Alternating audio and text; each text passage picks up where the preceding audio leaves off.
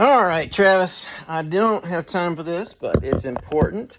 And I'm going to go ahead and read your comments. I've been getting my presentation ready for the sermon that this song teaches. It is the doctrine of Christ, 2 John 1:9. Man, this is truly embarrassing. Many people are embarrassed of the one way of salvation in the one church that belongs to Christ. That's okay. They deny him when they are embarrassed of that.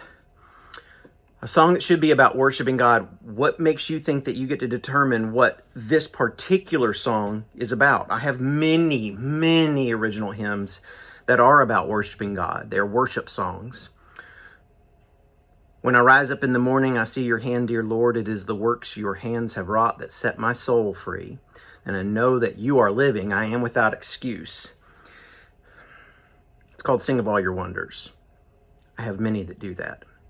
We're also commanded to sing, teach, admonish, which is a warning, in Colossians 3:16. Colossians 3:17 tells us that whatever we do must be by the authority of Jesus Christ. What I'm doing is by the authority of Jesus Christ. We're commanded, whether you can accept this or not, whether you can accept Christ or not, we are commanded by Christ to expose fables. 2 Timothy 4:3-4 and Ephesians 5:11 command us to do this. People don't tolerate it, Ephesians 4:3-4, 2-4, but we're commanded to, and I'm going to keep obeying God in this. So let me read I haven't read that whole first comment. I'm super busy. I need to be mowing the grass in addition to this, but this is a time-consuming work, and I love you and I want you to go to heaven. I love you and let's go to heaven together kind of way. This is why I do the work that I do, okay? All right. A song that should be about worshiping God and about teaching. It's literally teaching. Every lyric is accompanied by the supporting scriptures. They're right there for you. They're right there for you to be diligent with. And encouraging others in the faith. Many of my songs, and there's a song that's called Be an Encourager. I have many songs that do exactly that. This song is about warning people about the fables that man teaches. It's authorized by God. That consists of nothing but attacking other people for what they get wrong. Okay. Attacking false doctrine is loving people. Revelation 3:19. It's not attacking people. It doesn't matter if you conflate those two things. If you can't separate them, it doesn't matter. Correcting error is commanded and it's loving. Okay, that's how we love people. Man, like somebody would say, well, Buddha's a way to get to God. And you'd be like, no. Are you attacking that person or are you loving them? I think that one's easy enough for you to understand. Yikes, this reminds me of modern rendition of a story from Scripture where a man goes into the temple to pray, and when he speaks to God, he looks at the others around him and singles out the tax collector. Then he says, God, I thank you that I'm not like the other men. Then proceeds to name their sins, or even this tax collector. Wow. So according to that line of reasoning, we're no longer allowed to expose the fables that man teaches. We're not allowed to Ephesians 5:11 or 2 Timothy 4:2-4. So that's an abuse of Scripture. What you just did there, that account, you just abused that account to teach whatever you wanted. And that's a classic ice. Oh, Jesus.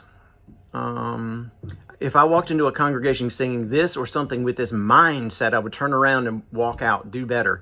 No, there's no doing better than loving people by warning them that what they believe is false, by showing them book, chapter, verse, which is what is happening here. So I don't care if you think it's a 0 out of 10. I know God approves because I have the book, chapter, verse authority for every single lyric. It's right there, every single one. I didn't make it up. All right. At that point, I implored you, take your time, start over, read every verse that supports the lyrics. Exposing error is commanded, Ephesians 5:11. Teaching is singing and admonishing. Please be diligent. So I'm imploring you, I'm begging you, take your time, look at every lyric, then look at the scripture. Click play, click pause, mute it if you need to. Click pause, look at that, look at the scripture and see if it doesn't teach exactly what I say it does, okay? Just do it. And then I invited you to join me tonight. We're going to prove all things tonight. Justify yourself, however. I didn't justify myself. I quoted the doctrine of Christ for you. Okay? You can justify, I don't want you to hurt people's feelings. All right, so you're a parent. You got a child reaching for the hot stove. I don't want to hurt Johnny's feelings. I don't want to yell, watch out, hot stove. I don't even want to swat his hand. You think? Who loves Johnny? The parent's like, I don't want to hurt his feelings. Or the one who says, stop. Which one? You get it. Justify yourself however you want, but you could not abuse the scriptures. If you could not abuse scriptures, that's what you did. You just abused the scriptures, and you didn't even try to show me how I've abused the scriptures. It would be great if you would try to prove all things. 1 Thessalonians 5:21.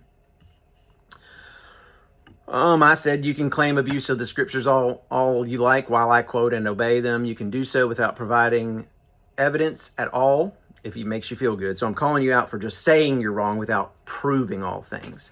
Or you could love yourself. So I'm encouraging you to love yourself. If you're wrong on this, you need to know, and you need to love yourself enough to diligently find out. We'll be live tonight at 9. Okay, I've wasted enough time. You aren't listening. You aren't listening. You are making vague claims. You're wrong and you shouldn't do this. But you gave me no book, chapter, verse for your opinion, right?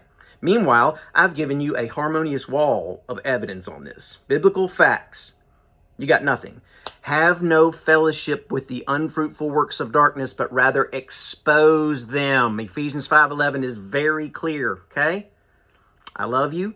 Please love yourself enough to test yourself. Examine yourself to see whether you're in the faith. You might just be a Protestant instead of a Christian, or a Catholic instead of a Christian. What do you think? You think that's potent? How could I not? Guess what? There's no hyphenated Christians. There's ones who have done what Jesus said they must do to become Christians, and then there's all this religious division that doesn't exist by the authority of Jesus Christ. These things do not exist by the authority of Jesus Christ. Denominations, man-made manuals and creed books, okay? Hyphenated Christians, okay? There's no such thing. There's no such thing as a hyphenated Christian.